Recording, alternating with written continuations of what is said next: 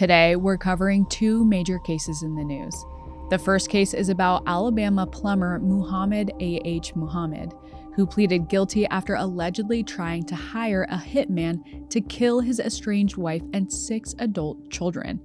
And unbeknownst to him, the hitman he hired was actually an undercover FBI agent. Today's second case is about Lorenz Kraus of Albany, New York, who went on local TV and claimed in a live, on-air interview that he killed his parents years ago. He's now charged and has pleaded not guilty. So this missing person case has turned into a double homicide investigation. Let's get into it. That of a Hoover man who's accused of trying to hire a hitman to take out his own family, and he was in federal court today. His name, Mohammad. Records indicate he bought burner phones and met with an informant, showing them pictures of his family to have them killed.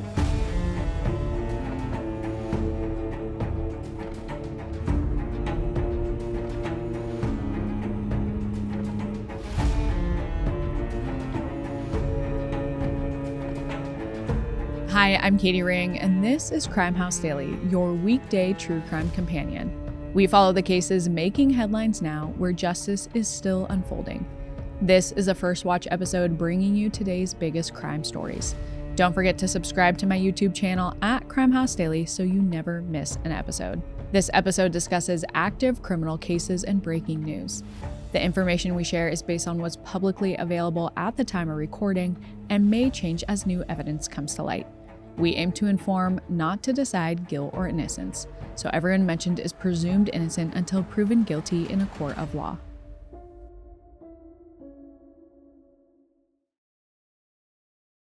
Okay, before we get into today's main cases, I want to tell you guys about a case I saw recently. It's related to Halloween, but it's not a fun, spooky season case at all. In Kentucky, Halloween decorations landed a man in jail. He had fake bodies on his property for Halloween, but there's something a little more sinister to the festive decor. On closer examination, the fake bodies, which were wrapped in garbage bags, were labeled with positions of elected officials. 4 of the bodies were labeled mayor, CA, sis, and zoning manager, and one of the bodies was hung from an elevated position with the label district judge. The district judge body was hung with a rope around its fake neck. The man responsible is 58-year-old Stephen Markham. According to his arrest citation, Stephen is being charged with intimidating a participant in the legal process and third-degree terroristic threatening. The county's judge executive, Eddie Barnes, said it was something you didn't see every day, and that he thought the decorations were, quote, kinda harsh. Stephen is currently being held on a $5,000 bond in the Powell County Detention Center. Authorities say that his actions don't qualify as acts of free speech because threatening speech is not protected under the First Amendment. It's definitely an interesting story here and one that the Crime House team will be watching closely. For today's case, we're covering the crimes of 64-year-old Mohammad A.H. an Alabama plumber who allegedly wanted his estranged wife and his 6 kids out of the picture. In 2024, Mohammad started asking around for someone to get rid of his family for him, permanently. He found someone he thought was willing to kill them, only to find out he was speaking to an undercover FBI agent. A few weeks ago, Mohammad pleaded guilty to 7 counts of murder for hire. His sentencing is scheduled for December 10th, 2025. And he faces up to 10 years in prison for each count. Let's get caught up on everything that's happened in this case so far. Mohammad A.H. lived in the quiet city of Hoover, Alabama. Population about 93,000. Nestled along the southern foothills of the Appalachian Mountains, it's hardly the kind of place you'd expect a murder for hire plot. Mohammad owned American Plumbing Services LLC for a number of years.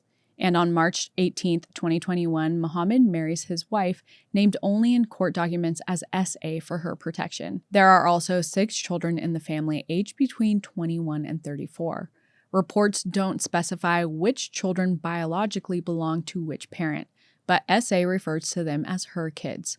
So regardless of their relationship, she is extremely close with them.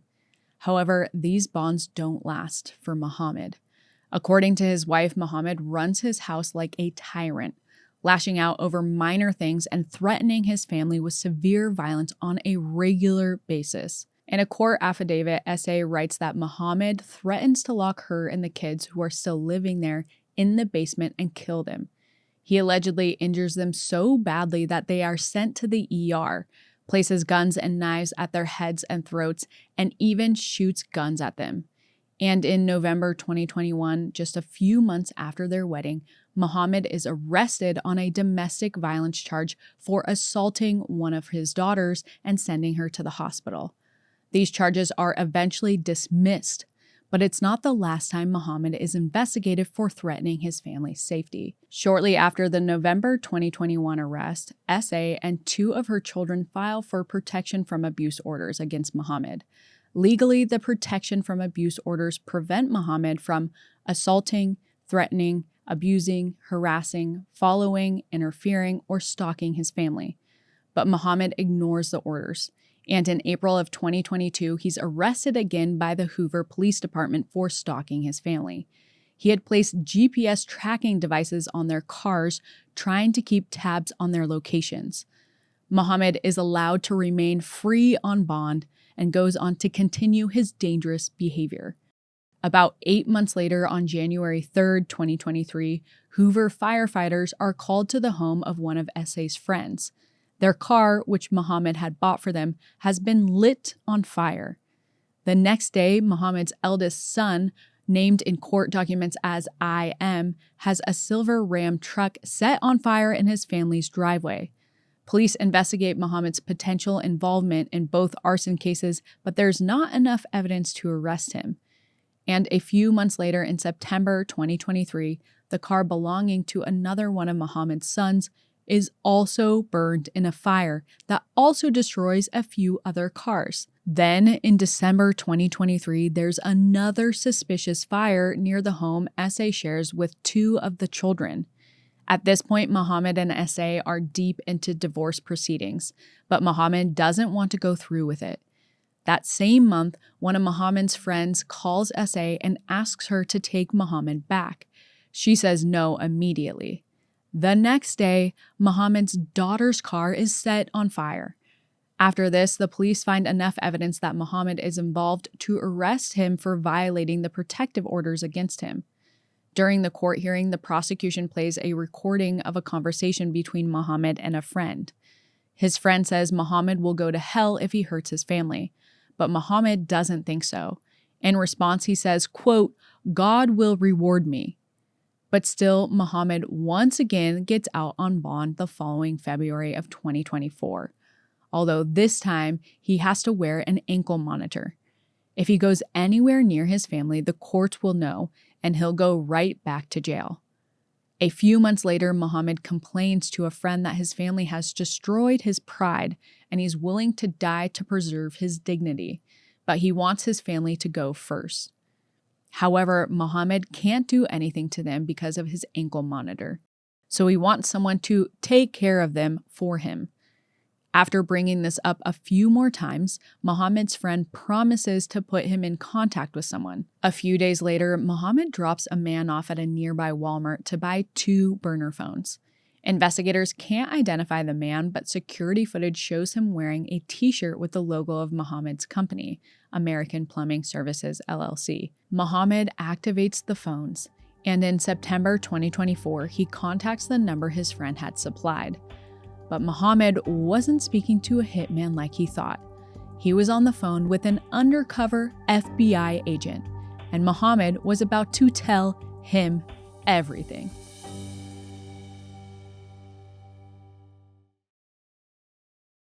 In September 2024, Mohammad calls someone he thinks is a hitman who will kill his wife and children, but he has no idea he is talking to an undercover FBI agent. After Mohammad repeatedly bothered his friend about helping him find someone to kill his wife and family, his friend did reach out, but he reached out to local law enforcement.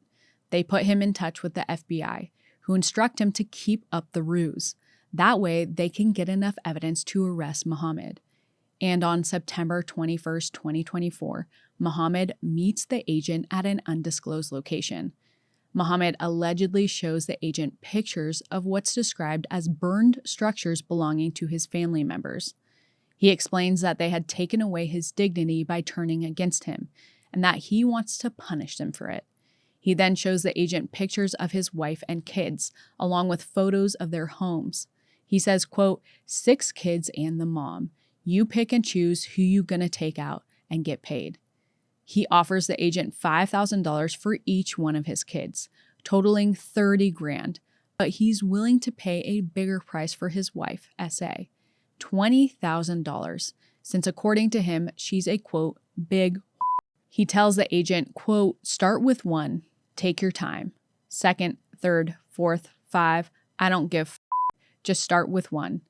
Eventually, the agent pretends to agree to the job. As a down payment, Mohammad pays him $550 with the understanding that the rest would be paid once the job was done. That's all the agent needs to arrest him.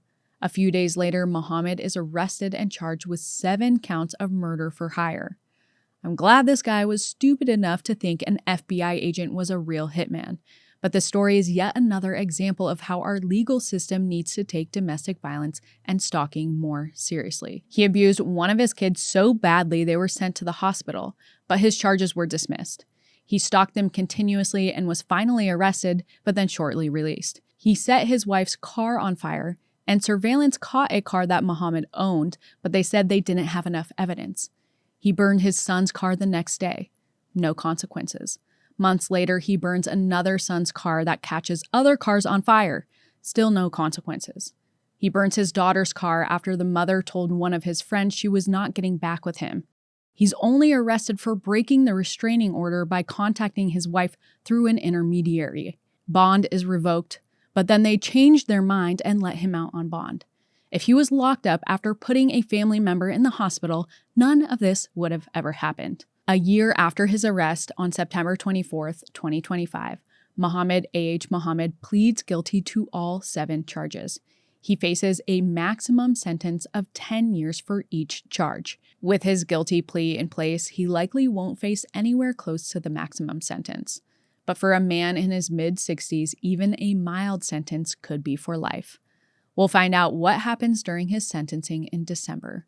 And if any new information comes out between now and then, we'll be sure to bring it to you here.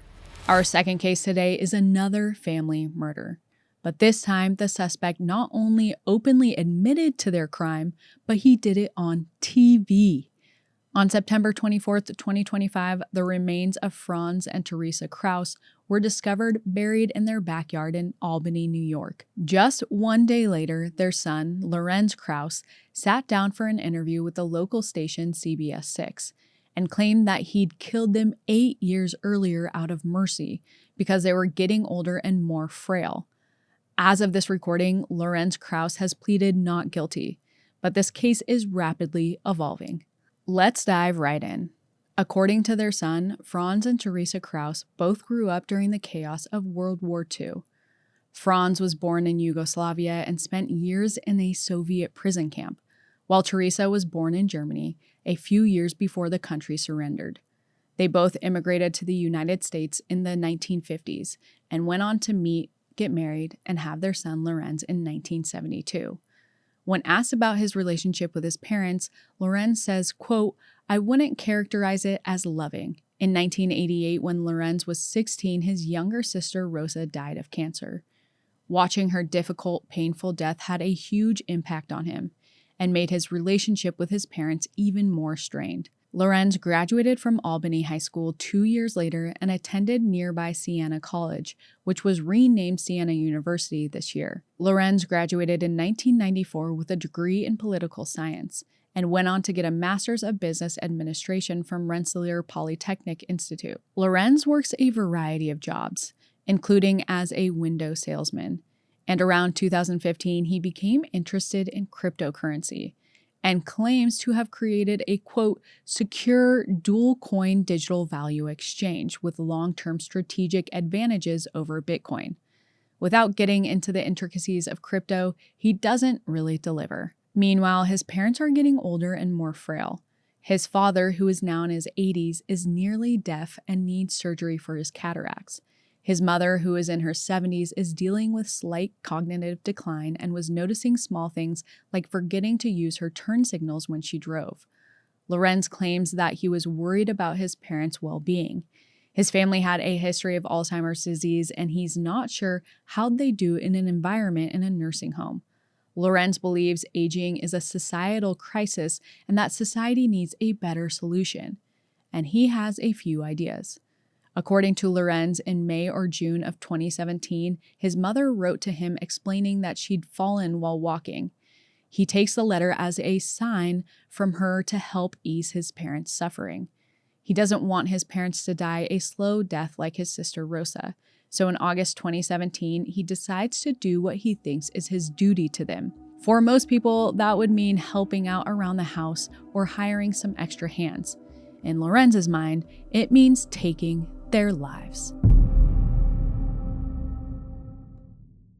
According to Lorenz Kraus's own confession, he goes to his parents' house at 6 Crestwood Drive in Albany in August of 2017 with the intention of killing them. First, he shuts all the windows in his home and then goes into his parents' bedroom.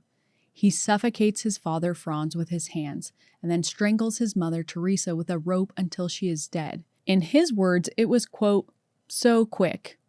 He says that they were aware of what he was doing while it was happening and believes they wanted him to kill them, even though they never explicitly said so. Afterward, Lorenz isn't sure what to do with the bodies. He spends days deliberating as they begin to decay. Eventually, he decides to bury his parents in their backyard. He digs the graves in broad daylight, using a statue of a lamb his mother received as a gift when Rosa died as Teresa's grave marker. A little while later, he plants a peach tree next to their grave. Lorenz claims he didn't kill his parents with any malice and says that he doesn't think of his acts as murder. In his mind, killing his parents was an act of mercy. He says, quote, I did the right thing for them based on the situation. My concern for their misery was paramount. But this is not the only radical viewpoint he holds. His parents both grew up in the shadow of Nazism during World War II. And while there's no indication that they agreed with Hitler's ideas, Lorenz certainly does. For years, Lorenz wrote for a neo-Nazi blog called the Renegade Tribune, posting birthday messages for Angel Hitler and writing hateful conspiracy-laden articles about Jewish people. In 2020, Lorenz even ran for president and appeared on the ballot in New Hampshire. His proposed governmental plan was to split America into 4 regions to loosen the control of the so-called deep state, British agents, Rhodes Scholars, and Jews. And his now defunct campaign website is called banjews.com. In 2022, Lorenz established a new private cash device company in the Philippines called Pinda Technology Inc., which he describes as a cash solution to the danger of central bank digital currencies. Again, it doesn't appear to have been very successful, because in the years after his parents' deaths, Lorenz continued to cash their Social Security checks. According to him, he donated most of the money. Even so, the government realizes something is off. Starting in early 2025, they start trying to contact Lorenz's parents to make sure they're still alive. Eventually, after a 5-month-long financial crimes investigation, investigators search the Krauses' home and discover the remains buried in the backyard. When their bodies are exhumed, many questions are suddenly raised about their deaths and why they weren't reported. And all signs point to one person, Lorenz Kraus. 2 days later, Stone Grissom, the news director at Albany's CBS 6 station, receives an email from Lorenz. It contains a selfie and a 2-page statement outlining his political views, including his belief that the federal government should be dissolved in favor of a board of trustees. Stone wants to pursue the story, and he calls Lorenz to verify his identity. When he asks Lorenz if he killed his parents, Lorenz says he pleads the fifth. But Stone wants to get a confession from him, so he offers to post Lorenz's statement online in exchange for an interview. Lorenz goes for it. He shows up at the station within an hour in a t-shirt and shorts. The CBS 6 news team barely has time to prepare. While Stone personally frisks Lorenz to make sure he's not carrying a weapon, anchor Greg Floyd has just 10 minutes to prep. Greg conducts the interview in the lobby to prevent Lorenz from accessing the rest of the building. A plainclothes police officer stands nearby, just in case Lorenz tries to hurt anybody. Nobody knows what he might be capable of. Over the next 32 minutes, Greg tries to get Lorenz to open up about what he'd done to his parents. At first, Lorenz says he can't comment about exactly what happened. He says he needs to stand up for his Fifth Amendment rights. Ironically, the right to not self-incriminate. But eventually, Lorenz admits to the murders. After describing his father's death, Lorenz says about his mother, quote, "I finished her." At the end of the interview, Lorenz stands up and thanks Stone Grissom. They shake hands and Stone gives Lorenz his business card. But he doesn't leave a free man. When Lorenz walks outside, the police are waiting for him and arrest him right in the middle of the parking lot. When Lorenz goes in front of a judge, he pleads not guilty to double charges of second-degree murder and concealment of a human corpse. He's remanded without bail, which means he'll stay in jail until trial. The next day, Greg Floyd sits down in another interview with Lorenz, this time in jail. He asks Lorenz if he feels relieved now that the world knows his secret. Lorenz says, only somewhat. Journalists still aren't sure how Lorenz's confession will affect his case now that he's pleaded not guilty. The virality of the interview could complicate jury selection, since jurors have to be impartial and can't have prior knowledge about the case. Additionally, since Lorenz's confession occurred outside the legal system, his defense team will likely move to make it inadmissible evidence. If that becomes the case, the largest piece of evidence against Lorenz will be missing from the trial. Whatever happens, we hope that Franz and Teresa Kraus will get the justice they deserve. We'll let you know as more updates come in about Lorenz's case. What did you think of today's cases? Drop your thoughts and theories in the comments. See you next time. If you haven't already, subscribe to our YouTube channel at Crime House Daily and follow us on social media at Crime House 24/7 for real-time updates, because the pursuit of justice never stops.